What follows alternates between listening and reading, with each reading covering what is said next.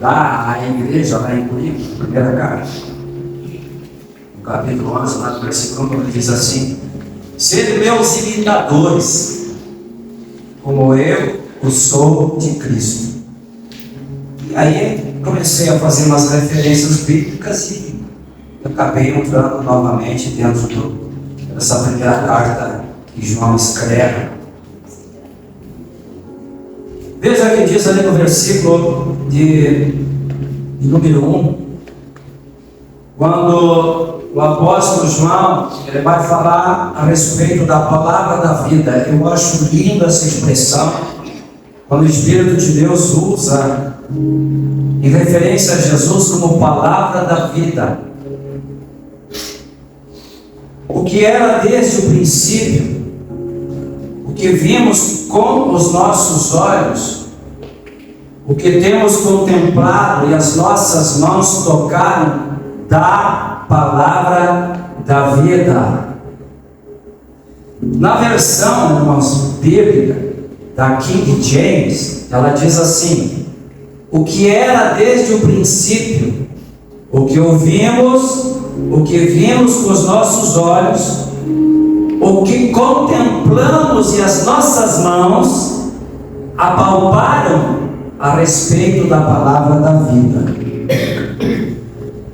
Aí no versículo 2, João diz: porque a vida foi manifestada e nós a vimos e testificamos dela, vos anunciamos a vida eterna que estava com o Pai e nos foi manifestada. O que vimos e ouvimos, isso vos anunciamos, para que também tenhais comunhão conosco. E a nossa comunhão é com o Pai e com o seu Filho Jesus.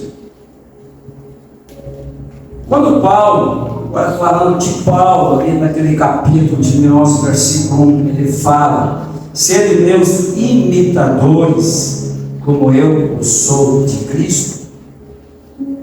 Evidentemente, irmãos, que se aplica a Paulo essa palavra de João, nessa primeira carta dele. Paulo viu com os olhos, contemplou e apalpou a palavra da vida. Por isso Paulo ele fala que nós devemos ser imitadores. O sentido original da palavra aqui é ter um compromisso como discípulo. Aí a palavra discípulo, aquele que recebe a instrução de outro, aquele que está sendo educado, está recebendo conhecimento, a palavra. Aí quando você pega a primeira carta, agora eu vou falar da carta de Pedro, no capítulo de número 2, versículo 21. Veja aqui o apóstolo que também viu com os olhos, contemplou e apalpou, tocou da palavra da vida. Ele diz, capítulo 2, versículo 21 da primeira carta de Pedro, ele diz assim: para essa obra fostes chamados, pois Cristo também sofreu por vós, legando-vos também este exemplo, a fim de que sigais os seus passos. Na versão da Almeida, capítulo então 2 da primeira carta, versículo 21, diz assim: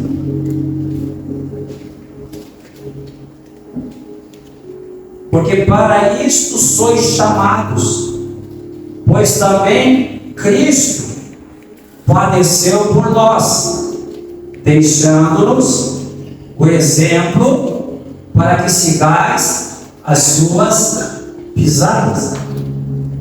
Eu creio que tem tudo a ver com um momento de culto, de celebração do memorial de Cristo Jesus. Porque para isto sois chamados. Cada um de nós fomos chamados pelo Espírito Santo de Deus de uma forma ou de outra. E se nós aqui viéssemos perguntar, começando ali por irmão Aníbal, e perguntaríamos: como é que foi o seu encontro com Jesus? Aníbal, daria primeiro, a Gabi, a Gi, a Ranier, cada um de nós haveríamos de dizer: eu tive um encontro, o meu chamado aos pés da cruz de Cristo foi assim e assim e assim. Ou seja, você ouviu a voz do Espírito de Deus pela pregação do Evangelho. Pois também Cristo padeceu por nós. E quando nesse chamado nós viemos então compreender que no padecimento de Cristo na cruz, a sua paixão foi por amor de cada um de nós, o amor à humanidade. E Ele nos deixou o quê? O exemplo. Então, o exemplo a ser seguido é o exemplo que Cristo nos legou. Ele nos deixou então o quê? Um legado, um exemplo a qual nós devemos seguir os seus passos, ou seguir as suas pisadas. Isso nos chama a responsabilidade. Se eu tenho um chamado, se eu fui nomeado, se nós pegarmos o Evangelho de João, o Evangelho, não cara, ali no capítulo de número 15, nós vamos ver que Paulo, ou melhor, João, ele vai nos afirmar que nós fomos chamados pelo Senhor, ou fomos o que? Nomeados. Achávamos que nós tínhamos o que? Escolhido o Senhor, mas no entanto o Senhor nos escolheu. Capítulo 15 ali, no versículo de número 15, ou melhor, versículo 16, quando ele diz assim: não me escolhestes vós a mim, mas eu vos escolhi a vós, e vos nomeei, para que vades e deis fruto, e o vosso fruto permaneça, a fim do quê? A fim de que tudo em meu nome pedirdes ao Pai, Ele vos conceda. Vamos ver o que aqui em Gênesis diz no versículo 15, versículo 16, capítulo 15, versículo 16, ele diz assim: não fostes vós que me escolhestes, ao contrário. Olha essa versão mais bonita. Ao contrário, eu vos escolhi a vós, e vos designei para irdes e dardes fruto, e o fruto que permaneça. Sendo assim, seja o que for que pedirdes ao Pai em meu nome, Ele o concederá a vós. Então nós fomos chamados, fomos nomeados pelo Senhor, portanto nós devemos ser frutíferos. Tem que haver um resultado na nossa vida, irmãos. Um resultado de transformação, um resultado de transformação no nosso caráter. Quando João, ali na sua carta, escreve, ele está ali rebatendo certas doutrinas de certos pseudos cristãos e de certos mestres com aparência religiosa, infiltrado na igreja e pregando a libertinagem,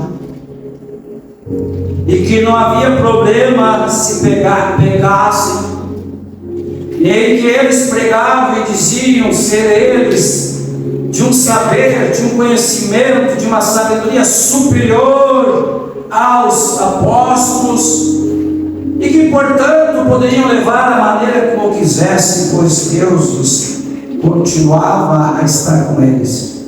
Porém, se nós olharmos a maneira como João aqui rebate, dizendo que que esta é a mensagem que dele ouvimos e vos anunciamos, que Deus é a luz e que não há nele treva nenhuma. Então, fazer parte e participar das coisas do meu passado nebuloso, de um passado que andávamos em trevas, não condiz com a vida que hoje nós estamos vivendo em Cristo Jesus. É algo incompatível. Por isso que João está dizendo, essa é a mensagem que dele ouvimos. Ouvimos em quem? Da palavra da vida. Em que João anuncia, que João proclama, Deus é luz, e não há nele treva alguma. E aí João diz, olha, e se nós dissermos que temos comunhão com ele e andamos em trevas, mentimos, não praticamos a verdade.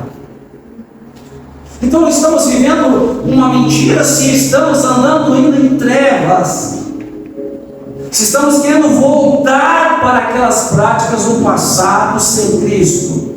Então é algo incompatível. Isso me faz lembrar quando Paulo ele escreve ali aos Efésios, veja lá, Efésios capítulo de número 4, aonde ele ali no versículo de número 17, ele vai me mostrar como é que os crentes devem agir. Na Almeida há um título ali que diz assim, que a nossa vida como cristão,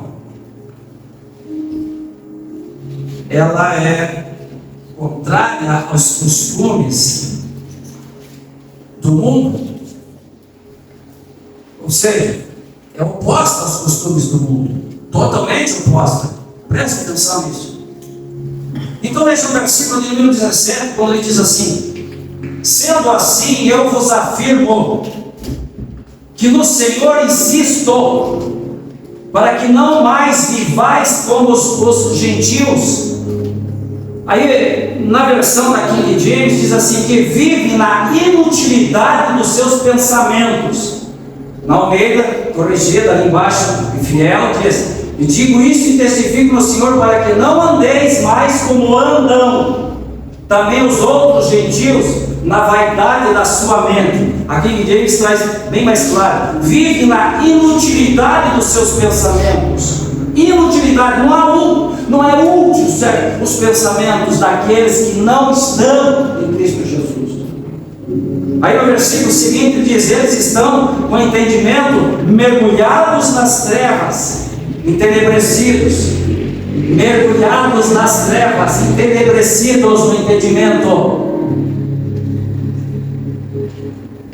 separados da vida de Deus pela ignorância que há neles. Eles ignoram essa verdade do Evangelho, a ignorância que há neles, e ainda dureza de coração.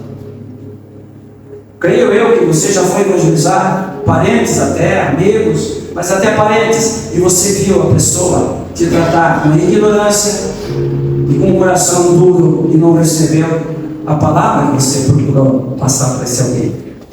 Por quê? Porque ele está entenebrecido, ele está mergulhado em trevas. Os seus pensamentos, como diz aqui essa versão, diz assim: vivem na inutilidade dos seus pensamentos. Versículo de número 19: havendo perdido, os quais havendo perdido todo o sentimento, ou toda a sensibilidade, eles se entregaram à dissolução, quer dizer, a um estilo de vida depravado, cometendo com avidez toda espécie de impureza, cometendo toda a impureza. Paulo está mostrando aqui a condição do homem irregenerado, o homem que ainda é tido como homem, mulher natural, não têm o Espírito Santo de Deus. Mas Paulo está nos mostrando que nós éramos no passado. E Paulo está nos mostrando pelo Espírito de Deus nessa noite aquilo que nós não podemos voltar a ser. Versículo de número 20. Entretanto, não foi isso que vós aprendestes de Cristo, mas vós não aprendestes assim a Cristo. Nós não aprendemos isso de Cristo. No versículo de número 21, ele diz aí: se é que tendes ouvido e nele fostes ensinado, como está a verdade em Jesus. Se é que de fato ouvistes e nele fostes discipulados, conforme a verdade que está em Cristo. Se é que tendes ouvido. Desde ali no princípio da carta de João nós falamos que ele ouviu, e viu, contemplou e apalpou. Quer dizer, uma genuína conversão. Genuinamente um cristão. Agora, se é que tendes ouvido, olha, meu irmão, minha irmã, se nós temos visto e ouvido realmente Cristo, e se nós fomos ensinados como está a verdade em Jesus, as práticas do mundo, os seus costumes e os seus princípios, não nos diz mais respeito. Ou somos um povo separado, ou somos um povo que está voltando para o mundo da onde fomos chamados para fora. É como um brado, quando a palavra falou no teu coração, foi o brado do Espírito de Deus: sai, larga, chega desta vida de pecado, de imundícia. E você ouviu a voz do Espírito de Deus, você entendeu a mensagem. Daí você se olha para você e você diz: realmente sou pecador, eu tenho que abandonar. Aí talvez os pensamentos venham em você e diz assim: olha, mas será que eu vou conseguir largar tais maus hábitos ou tais vícios? Porque aí a consciência mostra, o Espírito de Deus mostra o pecado. Mas o que é a graça? Se não é a graça de Deus. A graça é o favor divino que não merecíamos, em que Ele nos alcança, e é a graça que faz com que nós nos mantenhamos fiel a esta palavra. Se eu estou me afastando da graça de Deus, eu passo a olhar o mundo com certos interesses, e as minhas práticas, os meus relacionamentos são nebulosos, porque eu me afastei da obediência da palavra. Aí no versículo de número 22, Paulo diz assim: e vós removeis ao que quanto ao trato passado, vos despojeis do velho homem. A velha natureza ali. Velho homem quer dizer a velha natureza pecaminosa, a natureza adâmica. Despojeis do velho homem. E esse velho homem, ele se corrompe pelo quê? Pelos maus desejos da natureza humana. Os maus desejos, pelas concupiscências do engano. Hoje, quando estava estudando, eu veio um versículo, diz assim: olha, o mundo passa. Isso aí é da primeira carta de João, quando João diz assim, no versículo 2:17, o mundo passa, assim como a sua volúpia.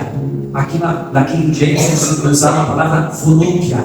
Escute só: olha, o mundo passa assim como a sua volúpia. Entretanto, aquele que faz a vontade de Deus permanece para sempre. Escute isso. Ora, o mundo passa, assim como a sua volúpia. Entretanto, aquele que faz a vontade de Deus permanece para sempre. Aí você vai no dicionário, você vai procurar a palavra volúpia. Aí diz assim, tem dois sentidos aqui. Parte 1, do significado, do conceito: grande prazer sexual e luxúria.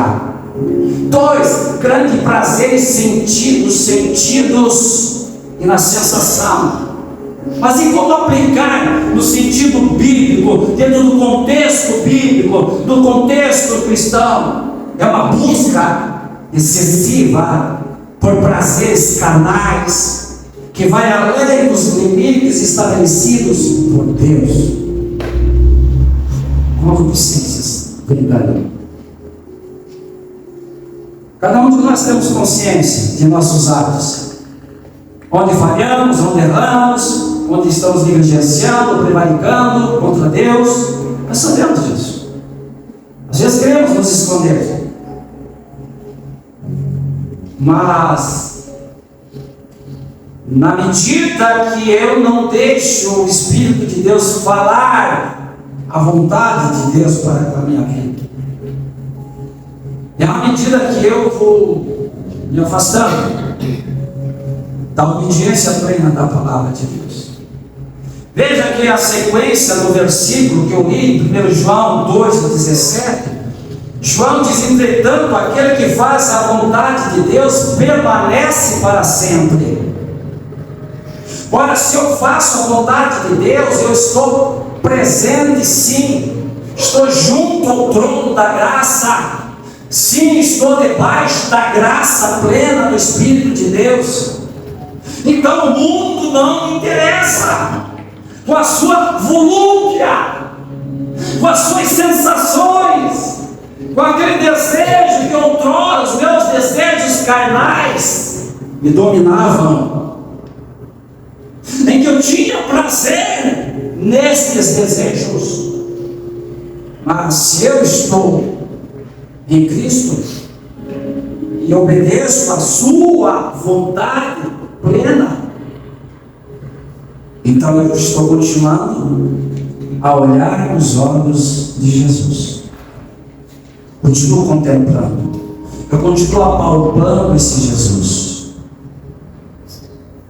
Nós prossigamos ali ainda no versículo número 18.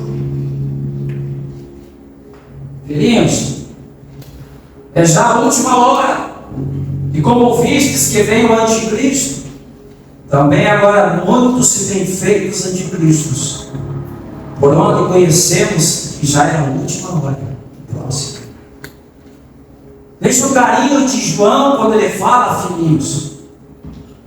Segundo Clemente de Alexandria, ele diz assim, que é um dos pais da igreja, que o ministério de João foi do ano 70 até o ano 100 depois de Cristo Jesus.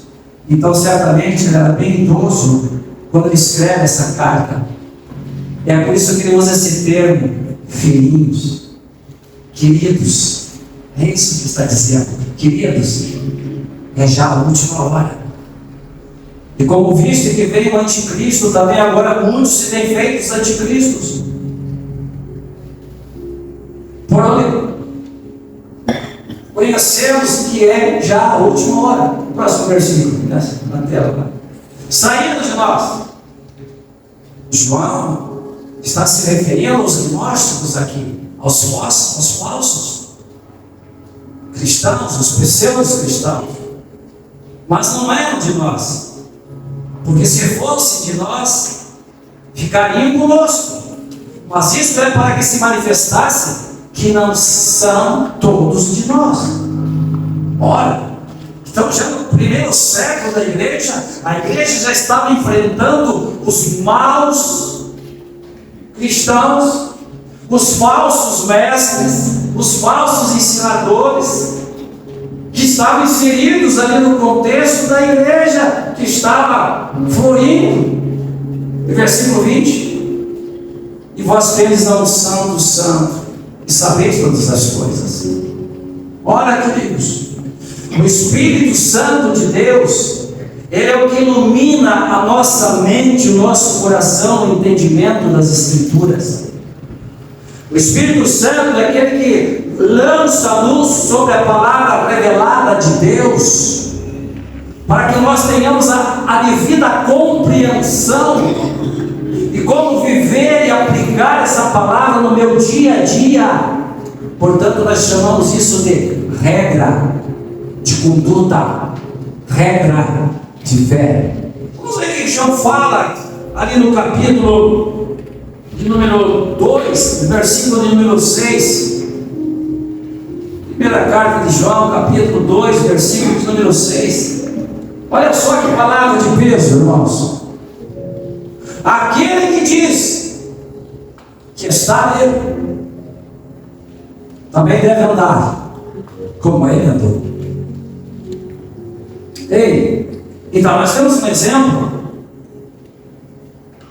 Então nós temos um espelho a seguir, que é os passos, o exemplo que Jesus, como Paulo mesmo falou, para essa obra foste chamados. Nós fomos chamados para essa obra, igreja. E aí Pedro diz assim: Cristo também sofreu por vós. Reconhecer, ter gratidão, consideração por aquilo que Cristo padeceu entre os homens na cruz, por vós, legando-vos, ou dando-vos também este exemplo, a fim de que sigais os seus passos. Aí vem João, no capítulo 2, versículo 6, diz: quem declara que permanece, nele também deve andar como ele andou. E aí vem Pedro, ou melhor, Paulo, no capítulo 11, versículo 1, esse é meus imitadores, assim como sou de Cristo. Paulo não está se vangloriando: pô, eu sou o melhor, sou bom aqui, sou o melhor de todos os apóstolos. Não, ele está dizendo: eu sou discípulo de Cristo. Como discípulo, siga o meu exemplo. Qual é o exemplo que você tem tomado na tua vida? Que exemplos estão influenciando a tua maneira de viver, de caminhar? É uma coisa que eu tenho que refletir, uma coisa que eu tenho que perguntar para mim mesmo, e a resposta é para mim, mas a resposta deve ser dada diante de Deus.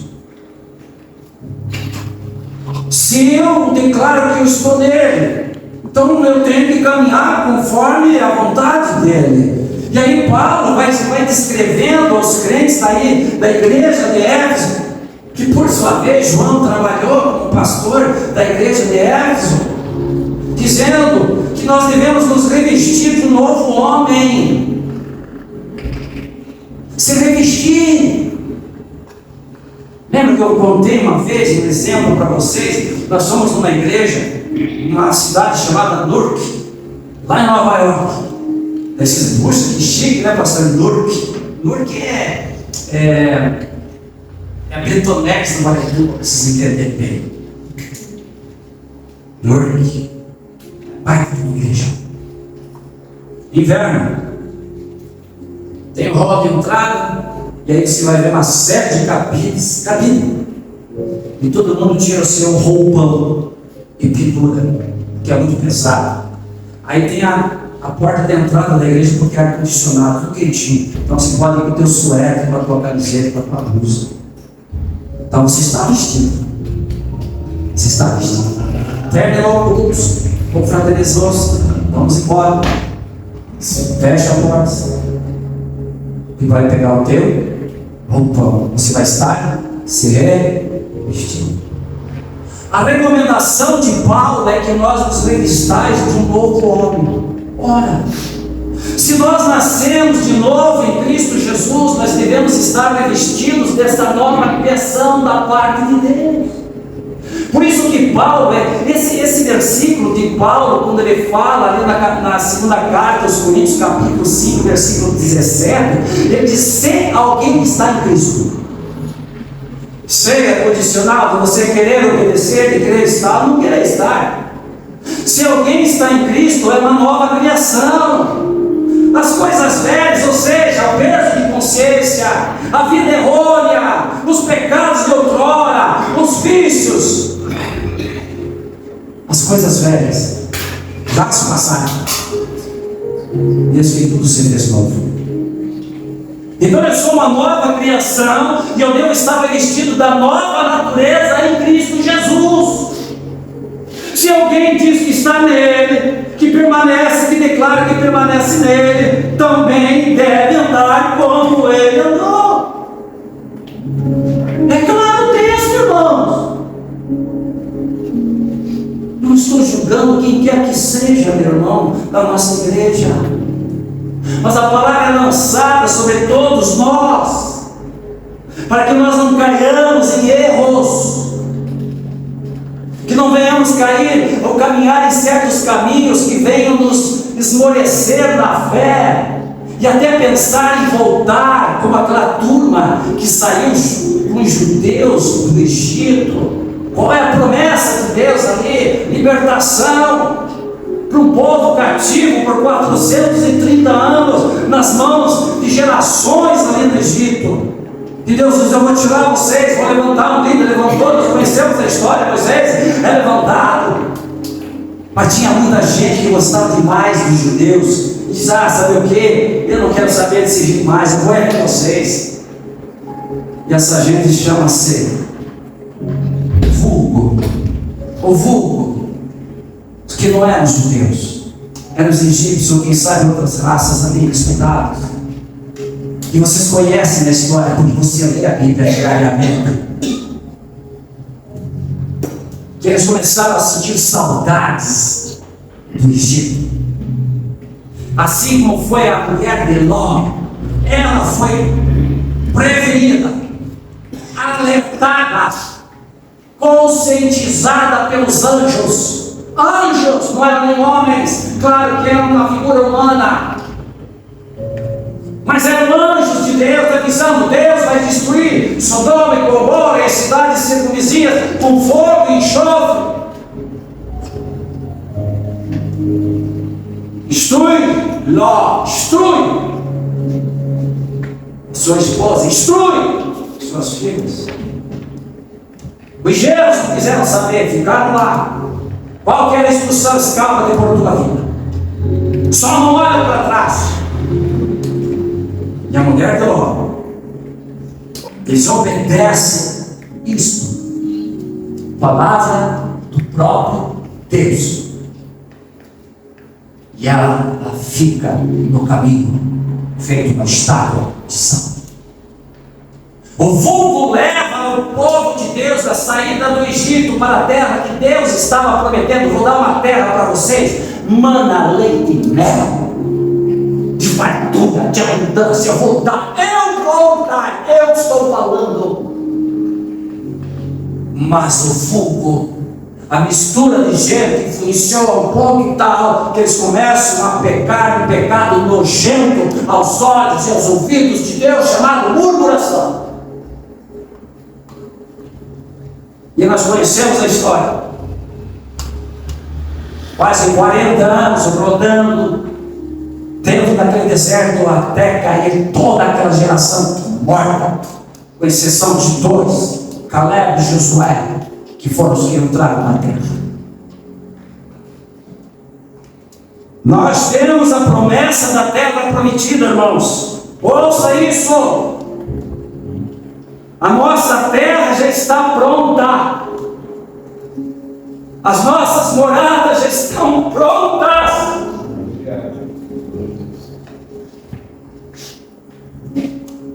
Está tudo pronto. Deus não é o tipo de ser pego desaprevenido, não é de se fazer coisas de improviso.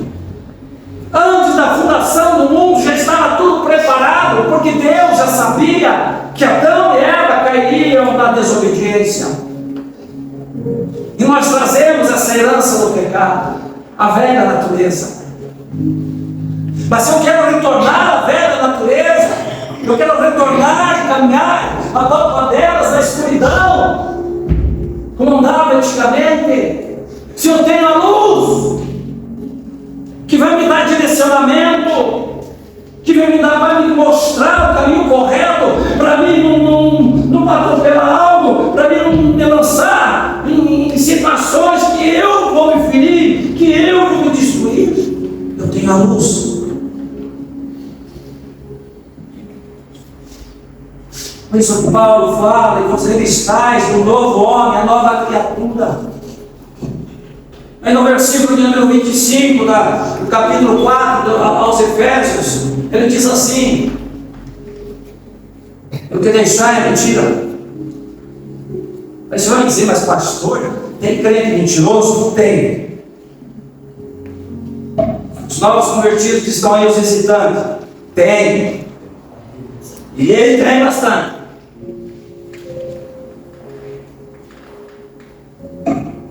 Mas qual que é a advertência? É para deixar. Mentiu? Pede perdão e larga a mão de ser mentirosa ou mentiroso. Aqui. Não sou eu, pelo que deixar. Isso aí quer dizer que pega. Pega. A gente é acostumado. Mas quem que é o pai?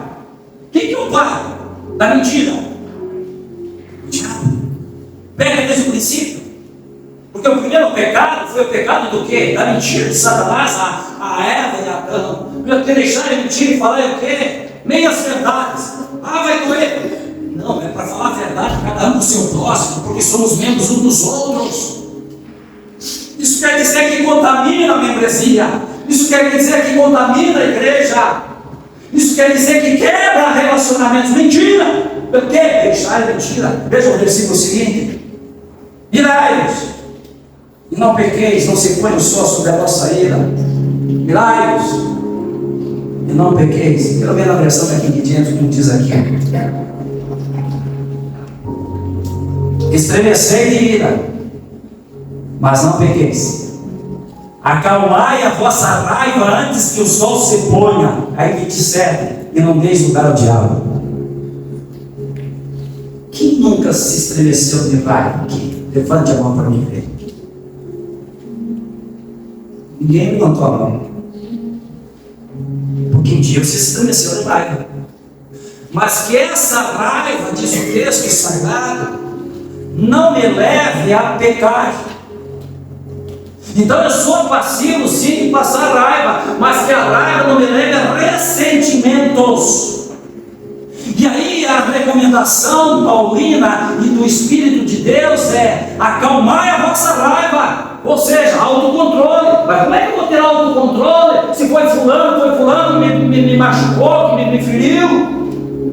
Se não é o Espírito Santo, irmãs e irmãos, que é o fruto chamado autocontrole, temperança na nossa vida, nós se arrebentamos e queremos arrebentar o nosso próximo ou o nosso irmão. É isso que temos que entender, porque muitas vezes não queremos ser dependentes do Espírito de Deus. Lembra da história que eu contei, que me veio na mente agora? Quem não conhece vai conhecer agora. Fala o que aconteceu. Isso nunca esqueci, porque eu era novo na fé. Novo convertido, rapaz, briguento, lutador de capoeira, levantava a perna nos bares, derrubava 2, 3, porque era briguento. De repente o cara se converte ao Evangelho, está carregando uma Bíblia embaixo do braço, está indo para a igreja, e de repente os desafetos, aqueles que ele tinha batido nesses caras, vão esperar ele na saída da igreja. E ele está com a Bíblia embaixo do braço. E os caras dizem: ô cara, quer dizer que você é crente agora, né? Está lembrando de nós? Mas você bateu em nós naquele dia. Só que, pelo que nós sabemos, crente não briga, crente não bate. Então nós vamos acertar as contas. Aí o que ele disse? Eu sou crente, mas as minhas pernas já levantam. E os caras semanal. Estava esse cara no outro dia trabalhando numa foice. Não conhece uma foice, né, irmãos? Tem que estar bem afiado para o trabalho produzir. E ele escorrega e corta a sua perna. E o sangue corre. E ele lembra, diante de Deus, que ele disse que as pernas dele não eram crente. E ele pede perdão a Deus. O que falta converter no teu corpo, meu irmão, minha irmã? O que falta, meu irmão? Pense nisso. Queridos, só para finalizar, quando Paulo diz no capítulo 5 da primeira carta aos Tessalonicenses, versículo 23, ele diz: o mesmo Deus de paz vos santifique em tudo, no vosso espírito e alma corpo, sejam plenamente conservados, irrepreensíveis, para a vinda de Cristo Jesus. Cristo está voltando, irmãos. O Senhor está voltando. Ele começa lá, na parte mais profunda do nosso ser, que é o espírito. E aí vai para a alma. E aí vai para o corpo. Que o nosso espírito, que a nossa alma, que o nosso corpo sejam plenamente conservados, irrepreensíveis. Quer dizer, não sujeitos à repreensão. Irrepreensíveis. Para quê? Para a vinda do nosso Senhor Jesus Cristo. Feche os teus olhos, queridos. Nós vamos orar a Deus. Senhor Jesus, procuramos a Deus trazer essa mensagem, Senhor, ao coração de tua igreja, ao meu coração. Porque nós precisamos, Senhor, do teu Espírito Santo nos orientando, nos conduzindo em tudo, pois tu és o nosso Consolador. E que nessa noite, Deus, correntes venham ser quebradas, grilhões venham ser derrubados por terra, Deus, para que haja verdadeiramente libertação, Senhor, de hábitos da velha vida. Em nome de Jesus, ó Deus, a tua palavra, Senhor, ela é como uma espada de 2 fios. Ela corta, e ela penetra nas juntas, ela é apta para discernir os pensamentos. E a mensagem que o Senhor nos trouxe, o Senhor está aqui, Senhor, discernindo os pensamentos na medida que falávamos e pregávamos, ó Deus. Cada um de nós, nenhum de nós escapa, porque o Senhor ama cada um dos que estão aqui, ó Deus, dos que fazem parte deste corpo, desta pequena família, porque pertencemos à grande família, a tua igreja espalhada na terra. Espírito Santo de Deus, muito clara a tua palavra, e nos afirmar que se pecarmos, o Senhor está pronto para nos perdoar e nos purificar com teu sangue de todas as injustiças. Portanto, Espírito Santo, que nessa noite em que chegaremos, Senhor, a esta mesa para partilharmos, Pai, deste memorial a Cristo Jesus, ao partir do pão, que seja fonte de saúde para todos nós, que ao bebermos o suco da uva, Pai, seja fonte de alegria, Senhor, e de comunhão com todos. É a nossa oração, Pai. O Senhor pode perfeitamente dar saúde emocional, saúde física nessa noite também, Pai, curando, libertando das enfermidades. Assim nós oramos. Nosso coração se volta nessa noite, Pai, a cruz de Cristo Jesus. Que oremos tão somente para o Senhor. É a nossa oração no nome do Senhor Jesus. Amém, igreja. Pastor Francisco, venha nos ajudar.